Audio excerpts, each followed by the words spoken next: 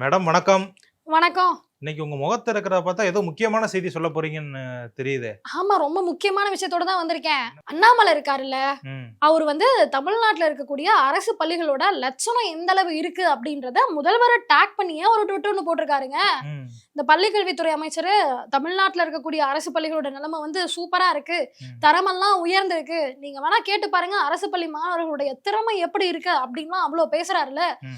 அரசு பள்ளிகளோட நிலைமை ரொம்ப மோசமாயிட்டு இருக்கு, இந்த ஆட்சி வந்த பிறகு மட்டுமே 208 அரசு பள்ளியை மூடி இருக்காங்க, என்னங்க நடக்குது அப்படின்ற மாதிரி ஒரு ட்விட்டர் போட்டிருக்காரு. இதுக்கு என்ன பதில் சொல்லுவீங்க? ஏங்க, அண்ணாமலை அவர்கள் தொடர்ந்து எங்களை எதிர்த்து அரசியல் பண்ணணும் அப்படிங்கறதுக்காண்டி நிறைய சொல்லிக்கிட்டே இருக்காரு. இப்படி ஒரு கருத்து சொல்லியிருக்காரா? இதுக்கு அடுத்து என்ன சொல்லியிருக்காரு அப்படின்னு பாத்தீங்க அப்படின்னா, அவங்களுடைய கட்சிக்காரங்களுக்கு அறிவுறுத்தி இருக்காரு. என்னன்னா, 18 வயதுடையவர்களை வாக்காளர் பட்டியலில் சேர்க்க பாஜக முகவர்கள் முயற்சி செய்ய வேண்டும், போலி வாக்காளர்களை கண்டறிந்து நீக்க வேண்டும், சென்னையில் இருக்கக்கூடிய அடுக்குமாடி குடியிருப்புகளுக்குள் சென்று வாக்காளர்களை சந்திக்க வேண்டும் அப்படின்னு சொல்லியிருக்காரு. இதெல்லாம் கனெக்ட் பண்ணி பாருங்களேன்.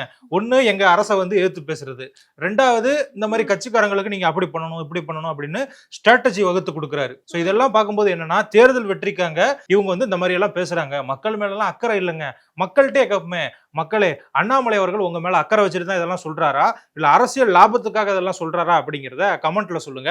நம்ம அடுத்த செய்திக்கு போவோமா, இல்ல அண்ணாமலை வேற ஏதாவது சொல்லியிருக்காரா? இன்னொரு விஷயமும் நடந்திருக்கு. அண்ணாமலை அவர்களோட தலைமையில உங்க கட்சி எஸ்ஐஆர் எதிர்க்கிறோம் சார்னு பேரை கேட்டாலே டர் விடுது, எஸ்ஐஆர் எதிர்க்கிறோம், யார் அந்த சார், இந்த மாதிரி பல கேள்வி எல்லாம் போயிட்டு இருக்குல்ல உங்க கட்சியை சுத்தி. சோ நீங்க எல்லாம் எதிர்க்கிறீங்கல்ல, அண்ணாமலை அவர்கள் எஸ்ஐஆர்னா என்ன, அதுல என்னெல்லாம் பண்ணணும் அப்படின்றது அவர் தலைமையில ஒரு கூட்டம் ஒண்ணு போட்டிருக்காரு. போட்டு மக்களுக்கு அதன் மூலமா விழிப்புணர்வு ஏற்படுத்தியிருக்காரு. அப்படியா? இதே மாதிரி இன்னொரு சம்பவம், நீங்க முன்னாள் பாஜக தலைவரை பத்தி சொல்லிட்டீங்க. இந்நாள் பாஜக தலைவர் இருக்காருல்ல, நயினார் நாகேந்திரன் அவர்கள், அவர் அவருடைய தமிழகம் தலைநிமிர தமிழனின் பயணம் அப்படிங்கிற ஒரு பயணத்தை பண்ணிக்கிட்டு இருக்காரு.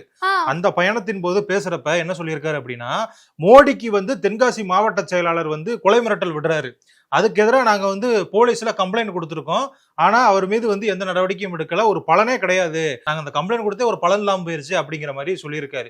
புரிஞ்சுதான் பேசுறியா என்ன? நயினார் நாகேந்திரன் அவர்கள் புகார் கொடுத்தும் அதன் மூலியமா எந்த நடவடிக்கையும் எடுக்கல, புகாருக்கு பயனே இல்லைன்னு உங்களை பத்தி தான் குறை சொல்லியிருக்காரு. இதுக்கு நீங்க தான் அசிங்க பண்ணுமே தவிர அதை ஆதரிக்கிற மாதிரி பேசிட்டு இருக்க. நான் அவர் ஆதரிக்கல. அவர் என்ன சொல்றாரு அப்படின்னா, பிரதமருக்கு கொலை மிரட்டல் விடுத்தாலுமே தமிழ்நாட்டில் நடவடிக்கை எடுக்க மாட்டாங்க அப்படின்னு சொல்லி சொல்றாரு.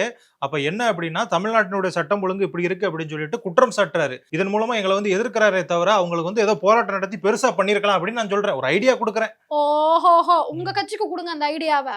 இப்பதான் 4.5 வருஷத்துக்கு அப்புறம் மதுரையிலையும் கோயம்புத்தூர்லயும் மெட்ரோ கட்டணும், அதுக்கு நாங்க மத்திய அரசு கிட்ட அனுமதி கேட்டோம், அவங்க நிராகரிச்சுட்டாங்க அப்படின்ற ஒரு நாடகத்தை நடத்திட்டு இருந்தீங்களா? இப்ப உங்க கட்சி தலைவர் மறுபடியும் புதுசா இன்னொரு தேர்தல் கையில எடுத்திருக்காரு. மதுரையில எய்ம்ஸ் வரப்போகுதுன்னு சொல்லிட்டு இருந்தாங்க. ஒன்றிய அரசு வேணும்னே அதையும் தடுக்குதுங்க. அதாவது தமிழ்நாட்டுக்கு, குறிப்பா மதுரைக்கும் கோயம்புத்தூருக்கும் எந்த நல்லதும் நடக்கவே கூடாதுன்னு மத்திய அரசு செய்யுது அப்படின்னு சொல்றாரு. இதுல எந்த விதத்துல நியாயங்க? போன தடவை நாங்க தேர்தலில் வெற்றி பெறதுக்கு அந்த ஒற்றை செங்கல் எந்த அளவுக்கு உபயோகமா இருந்ததுன்னு உங்களுக்கு தெரியாது. அதெல்லாம் அரசியல்ல நல்ல கொஞ்சம் அறிவு இருக்கிறவங்களுக்கு தான் தெரியும். எங்க கட்சிக்காரங்களுக்கு மட்டும் தான் அந்த அறிவு இருக்கு.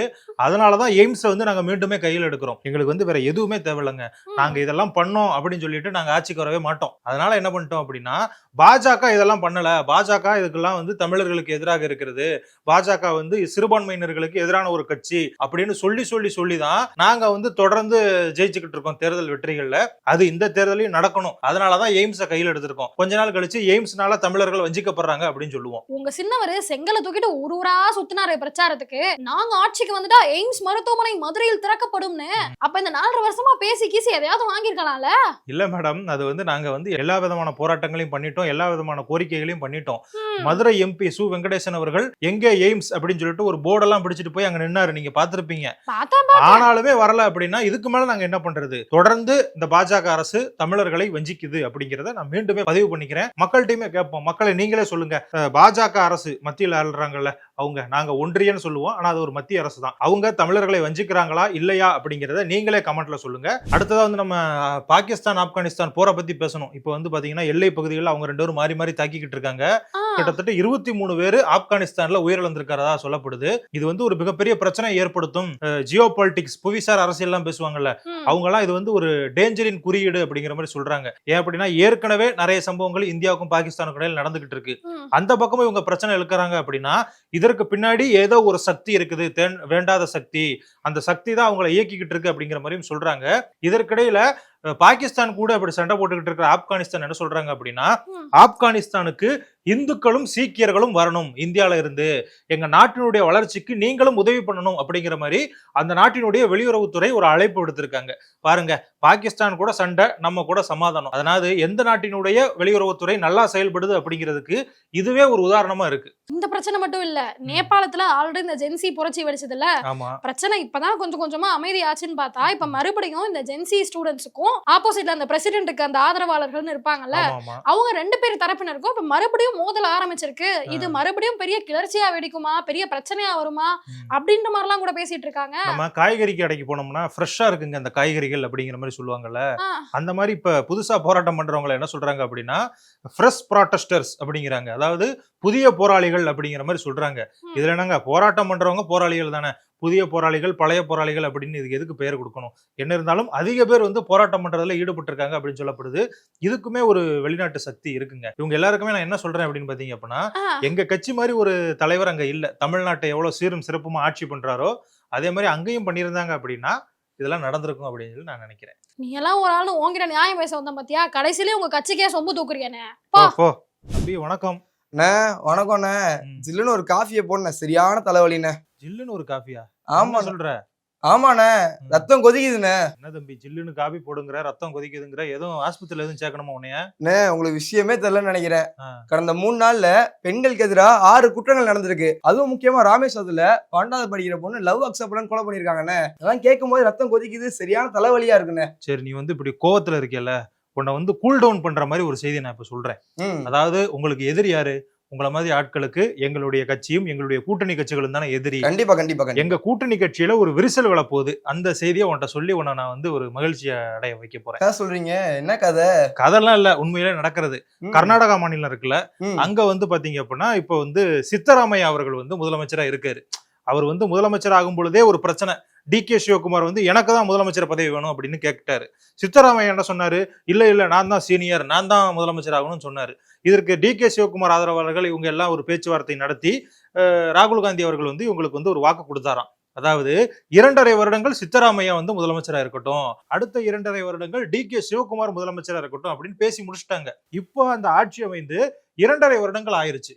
இப்ப சித்தராமையா என்ன சொல்றாரு? நான் இந்த பதவியை வந்து விட்டு கொடுக்க மாட்டேன் அப்படிங்கிறாரு. DK சிவகுமார் எப்படியாவது நம்ம வந்து முதலமைச்சர் ஆயிரணும்னு நினைக்கிறாரு. ஏன்னா திரும்ப காங்கிரஸ் அங்க ஆட்சிக்கு வருமா அப்படிங்கிறது கேள்விக்குறிதான். நம்ம வந்து ஒரு முதலமைச்சரா இருந்துட்டோம்னா நம்ம வந்து ஒரு முதலமைச்சர் அப்படிங்கிற ஒரு பெருமை நமக்கு கிடைக்குமே அப்படின்ட்டு DK சிவகுமார் அவர்களும் அந்த பதவி அடைய துடிக்கிறாரு. அவருடைய ஆதரவாளர்கள் டெல்லியில இப்ப முகாமிட்டு அவருக்கு அந்த பதவியை வாங்கி கொடுக்கறதுக்கான வேலைகள்ல ஈடுபட்டுக்கிட்டு இருக்காங்க. இப்போ சித்தராமையா என்ன பண்ணிட்டாரு அப்படின்னா, நான் வந்து என்னுடைய பதவியை நான் கொடுக்கவே மாட்டேன் அப்படின்னு திட்டவட்டமா இருக்காரு. சோ இதனால பாத்தீங்க அப்படின்னா கர்நாடகா காங்கிரஸ்ல ஒரு மிகப்பெரிய பிளவு ஏற்பட வாய்ப்பு இருக்கு. இதுல ஏதாவது ஒரு குரூப் வந்து பாஜக கூட சேர்றதுக்கான வாய்ப்பு இருக்கு. அதாவது உங்க ஆதரவு கட்சி. நீங்க சந்தோஷப்படுவீங்கல்ல? சந்தோஷமா தான் இருக்கு. கொதிக்குதுன்னு வந்து இப்ப சிரிக்க பாத்தியா? ரத்தம் கொதிக்குதுதான். நான் இந்த செய்தியை கேட்கும் போது கொஞ்சம் சந்தோஷமாவும் இருக்கு. இப்பதான் எனக்கு இன்னொரு விஷயம் ஞாபகம் வருது. விஜய் கட்சி சார்பா எங்க ஊர்ல டிசம்பர் 4 ஏதோ பிரச்சாரம் பண்ண போறாங்களாமே. உங்க ஊர்னா என்ன? எல்லாருக்கும் தெரிஞ்ச ஊர். எந்த ஊர் நீங்க? சேலம்னா? சேலமா? இப்ப இருக்கக்கூடிய எடப்பாடி பழனிசாமி அவர்களுடைய சொந்த மாவட்டம். அங்க வந்து விஜய் அவர்கள் ஒரு மாநாடு போடணும் அப்படின்னு சொல்லிட்டு அனுமதி கேட்டிருக்கிறதுக்காகவும் அதுக்கு வந்து நாங்க வந்து அனுமதி கொடுக்கலை அப்படின்னு சொல்லப்படுது. பாப்போம். ஏன்னா அவர் வந்து ஆல்ரெடி என்ன நடந்தது அப்படிங்கிறது உங்களுக்கு தெரியும். கண்டிஷனை ஃபாலோ பண்ணல. நிறைய சிக்கல்கள் இருந்துச்சு. ஆமா. அதனால நான் என்ன சொல்றேன் அப்படின்னா, இனிமே இந்த மாதிரி ஏதாவது ஒரு மாநாடு நடந்துச்சு அப்படின்னா முழுக்க முழுக்க நல்ல ஒரு பாதுகாப்பை கொடுத்து யாருமே எந்தவித பாதிப்பும் அடையாத வண்ணம் பாத்துக்கணும். விஜய் அவர்களும் இதுக்கான ஏற்பாடுகளை பண்ணணும். அவருமே பேசும் பொழுது கொஞ்சம் நல்லா பேசி அவங்க கட்சிக்காரங்க கிட்ட பாதுகாப்பு ஏற்பாடுகளை நல்லா பண்ணுங்க அப்படின்னு சொல்லி சொன்னாருன்னு வைங்களேன், இது போன்ற பிரச்சனைகள் ஏற்படாது அப்படிங்கிறதா நம்மளுடைய ஒரே கருத்தா இருக்கு. கண்டிப்பா கண்டிப்பா. நான் இப்பதான் இன்னொரு விஷயம் ஞாபகம் வருது. ஸ்ரீலங்கால என்ன பிரச்சனை போயிட்டு இருக்கு? MP அப்படி கொந்தளிக்கிறாரு, என்ன ஆச்சு? நீ வந்து இந்த அர்ஜுனா அவர்களுடைய பேச்ச அவரதானே இடக்கையால சாப்பிடுங்கடா, வேண்டாம் வலக்கையால சாப்பிடுறீங்க அப்படின்னு சொல்லிட்டு இருக்காரு. அந்த அளவுக்கு என்ன ஆச்சு? ஏன் அவர் இவ்வளவு கோவப்படுறாரு? நம்ம வந்து அது வந்து அவர் பேசுறது வந்து கொஞ்சம் அவர் வந்து உணர்ச்சி வசப்பட்டு பேசுறதுனால கொஞ்சம் காமெடியா இருக்கிற மாதிரி இருக்கு. ஆனா அவர் பேசுறது வந்து ஒரு வேலிடான பாயிண்ட் தம்பி. ஏன்னா அங்க இருக்கக்கூடிய பிள்ளையார் சிலை எல்லாம் இருக்குல்ல, அதெல்லாம் எடுத்துட்டு புத்தர் சிலையா வைக்கிறாங்களாம். இது ஏதோ அங்க ஒரு பிரச்சனை போல, மத ரீதியான பிரச்சனை நடந்துகிட்டு இருக்கு. அதனாலதான் அவர் சொல்றாரு, நான் வந்து தமிழ் பால் குடிச்சவன், நான் இருக்கிற வரைக்கும் எங்க கடவுளர்களுக்கு எந்த ஒரு பாதிப்பும் ஏற்படுத்த விட மாட்டேன் அப்படின்னு சொல்லிட்டு ரொம்ப ஆவேசமா பேசிக்கிட்டு இருக்காரு. நான் வந்து அந்த வீடியோ வந்து இன்ஸ்டாகிராம்ல தான் பார்த்தேன். தொடர்ந்து பார்க்க பாத்தீங்க அப்படின்னா அவர் வந்து இதுக்கு முன்னாடியும் இதே மாதிரி தான் கொஞ்சம் ஆக்ரோஷமா பேசியிருக்காரு. அவருடைய வீடியோக்கள் எல்லாமே பாத்தீங்க அப்படின்னா பவர்ஃபுல்லா இருக்கு. அங்கேயுமே சிறுபான்மையினர், அதாவது இங்க வந்து பெரும்பான்மையா இருக்கிற இந்துக்கள் அங்க வந்து சிறுபான்மையினரா இருக்கும், அவங்களுக்கு எதிராக நிறைய பிரச்சனைகள் நடக்குது போல, அதற்கு குரல் கொடுக்கக்கூடிய ஒரு நபரா அவர் இருக்காரு. ஏய்யோ இங்க பார்த்தாலும் நாட்டுல பிரச்சனை. சரிண்ணா நான் கிளம்புறேன், இந்த பிரச்சனை எப்ப முடியுதோ அப்பதான் நாடு நிம்மதியா இருக்கும். சரி தம்பி. A few moments later. சித்தப்பா என்ன சோகமா இருக்க? ஆமாப்பா, கொஞ்சம் காசு தேவைப்படுதுப்பா. சரி. கொஞ்சம் உடம்பு சரியில்லை வீட்டுல, அதனால காசு தேவைப்படுது. அதாவது நீ ஏதாவது காசு வச்சிருந்தா கூடப்பா. ஏன்ட்ட எங்க காசு இருக்கு? நீ வேற அதான் வீட்டுல முதல்ல செயின் எல்லாம் போட்டிருந்தேல, அதை கொண்டு போய் அடகு வைக்க வேண்டியதானே? அது எங்களுக்கு தெரியாதா? இருந்த நகைலாம் ஆல்ரெடி அடகு வச்சாச்சுப்பா. அடகு வச்சாச்சா? நீ இருக்கிறத ஃபுல்லா அடகு வைப்ப, தேவையில்லாம செலவு பண்ணுவ, கடைசியில ஏன்ட்ட வந்து காசு கேப்ப, வியாபாரத்தையும் கெடுப்ப. கொஞ்சமாவது அறிவு இருக்கா உனக்கு? ஒரு உதவி கேட்டா இப்படி பேசுறியாப்பா? அந்த டீக்காரன் என்ன பிரச்சனை? என்ன சார் கேக்குறீங்க? இவரு எங்க சித்தப்பா தான். இவருக்கு அடிக்கடி பண கஷ்டம் வரும். என்ன பண்ணிருக்காரு அப்படின்னா, இவர் வீட்டுல நகைலாம் இருந்திருக்கும்ல, அதை கொண்டு போய் அடகு வச்சிட்டாரு. எப்பவுமே அடகு வச்சுப்பாரு, மீட்பாரு, அப்படித்தான் பண்ணிக்கிட்டு இருந்தாரு. இந்த வட்டம் பாத்தீங்க அப்படின்னா அடகு வச்சதுக்கு அப்புறம் பிரச்சனை வந்துருச்சான். ஏன்ட்ட வந்து காசு கேட்கிறாரு, நான் என்ன பண்ண முடியும்? இதான் எங்க 2 பேருக்குள்ள ஒரு வாக்குவாதம் வந்து போச்சு. இதுக்கு தான் சண்டை போட்டுக்கிட்டீங்களா? இதுக்கு எதுக்குங்க சண்டை போடுறீங்க? இதுக்கு தான் நம்ம 6ஆம் கோல்டு இருக்கு. 6ஆம் கோல்டா? ஆமாங்க. அப்படி நீங்க அடகு வச்ச நகைய அவங்களே திருப்பி உங்க கையில வந்து இன்னைக்கு மார்க்கெட் ரேட் படி இன்னைக்கே உங்களுக்கு கையில காசு கையில கொடுத்துருவாங்க. அப்ப ஏனாவே மாத்தி கொடுத்துருவாங்க? கண்டிப்பா பண்ணி கொடுத்துருவாங்க. இல்ல சார், நீங்க இப்படிலாம் சொல்றீங்க. இப்ப நம்ம பேங்குக்கு போனாலுமே எந்த அளவுக்கு அலைய வைக்கிறாங்க, நீங்களும் அந்த மாதிரி அலைய வைக்க மாட்டீங்கன்னு என்ன நியாயம் இருக்கு? அந்த மாதிரி இது வந்து நம்ம நிறுவனத்துல அந்த மாதிரி கிடையாதுங்க. சரிங்களா? நம்ம நிறுவனத்தை பத்தி பாத்தீங்கன்னா 5 நிமிஷத்துல வந்து உங்களுக்கு வந்து கையில கேஷா கொடுத்துருவாங்க. 5 நிமிஷமா? இப்படி தெரிஞ்சிருந்தா முதல்ல நம்ம அங்க வந்திருக்கோமே, அடகு வச்சிருக்கே தேவையில்லையே. சரி, எனக்கு இன்னொரு டவுட் இருக்கு. சொல்லுங்க. எங்க சித்தப்பா அடகு வச்சிட்டாரு, அதை இப்ப நம்ம திருப்பணும்னாலே காசு வேணுமே, அதுக்கு நாங்க என்ன பண்றது? அதுக்கு நம்ம நிறுவனமே கொடுத்துருவாங்க கேஷ். அதுக்கு எந்த ஒரு சர்வீஸ் சார்ஜ் எதுவுமே கிடையாது. சர்வீஸ் சார்ஜ் கிடையாது? கிடையாது. ஓ, ரொம்ப ஒரு பயனுள்ள ஒரு திட்டமா தான் இருக்கு. இப்ப எவ்வளவு நாள் சார் ஆகும்? நீங்க 5 நிமிஷம் அப்படின்னு சொல்லிட்டீங்க. நீங்க ஒரு போன் பண்ணா மட்டும் போதும், அடுத்த செகண்டே வந்து எங்க ஸ்டாஃப் உங்களை கான்டாக்ட் பண்ணுவாங்க. கான்டாக்ட் பண்ணி டைரக்டா நீங்க அடகு வச்ச பேங்கே வந்து அவங்க பணத்தை கொண்டு வந்து கட்டி அவங்களே ரிலீஸ் பண்ணி அந்த கோல்டை வந்து வேல்யூஷன் போட்டு அன்னைக்கு மார்க்கெட் ரேட் என்னவோ அதுக்கான மதிப்பை அப்படியே வந்து பேங்க்ல கட்டினது போக மீதி தொகை கையிலே கொடுத்துருவாங்க. ஓகே, இது எந்த ஊர்ல இருக்கிறவங்க இதை பண்ணலாம் sir? Sir all over Tamil Nadu ஃபுல்லா பண்றோம் சார். நம்ம நிறுவனம் வந்து ஆல் ஓவர் தமிழ்நாடு ஃபுல்லா இருக்கு. அப்ப தமிழ்நாடுல மதுரை, கோயம்புத்தூர் எந்த ஊர்ல இருந்தாலும் உங்களை வந்து தொடர்பு கொள்ளலாம், நீங்க இந்த ஃபெசிலிட்டியை பண்ணி கொடுத்துருவீங்க. கண்டிப்பா. அப்படின்னா உங்க யாருக்காவது இந்த மாதிரி நீங்க அடகு வச்சிருக்கீங்க, அந்த நகையை விற்கணும், இல்லைன்னா எக்ஸ்ட்ரா பணம் தேவைப்படுச்சு அப்படின்னா ஸ்கிரீன்ல தெரியுற இந்த நம்பருக்கு கான்டாக்ட் பண்ணுங்க. 6ஆம் கோல்டு வந்து நமக்கு வந்து இந்த ஃபெசிலிட்டியை பண்ணி கொடுக்குறாங்க. இந்த சேவையை நம்ம எல்லாருமே பயன்படுத்திக்கணும் அப்படின்னு சொல்லிட்டு கேட்டுக்கலாம். உலக தமிழ் சொந்தங்களுக்கு வணக்கம். நான் ராஜவேல் நாகராஜன். பேசு தமிழா பேசு வலையொலியுடைய வளர்ச்சிக்கு நீங்களும் உறுதுணையாக இருக்கணும்னு நினச்சிங்கன்னா இந்த வீடியோடைய டிஸ்கிரிப்ஷனில் இருக்கக்கூடிய ரேசர் பே லிங்கை கிளிக் பண்ணுங்கள். அந்த லிங்க்கில் போயிட்டு உங்களுக்கு விருப்பமான தொகையை பேசு தமிழா பேசுவனுடைய வளர்ச்சிக்கு உங்களுடைய பங்களிப்பாக நீங்கள் கொடுக்கலாம். நன்றி, வணக்கம். பேசு தமிழா பேசு சேனலுக்கு ஆதரவு தந்து கொண்டிருக்கக்கூடிய பார்வையாளர்களுக்கு வணக்கம். அரசியல் ஆன்மீகம்னு மட்டும் இல்லாம இப்போ ஹெல்த்லயும் நம்ம வந்தாச்சு. ஹெல்த் சம்பந்தமான பிரச்சனைகளுக்கும், ஹெல்த் டிப்ஸுக்கும், ஹெல்த் கேருக்கும், இல்ல ஹெல்த் பத்தி ஏதாவது தெரிஞ்சுக்கணும் அப்படின்னு நினைச்சீங்கன்னா ஹெல்த் குரு சேனல் கண்டிப்பா உங்களுக்கு யூஸ்ஃபுல்லா இருக்கும். பேசு தமிழா பேசு சேனலுக்கு கொடுக்கக்கூடிய இதே சப்போர்ட்டை ஹெல்த் குரு யூடியூப் சேனலுக்கும் கொடுத்து அந்த சேனலை சப்ஸ்கிரைப் பண்ணி உங்க நண்பர்களுக்கு ஷேர் பண்ணும்படி கேட்டுக்கிறோம். நம்ம ஹெல்த் குரு சேனலோட லிங்கை டிஸ்கிரிப்ஷன்ல தரோம், மறக்காம செக் பண்ணி பாருங்க.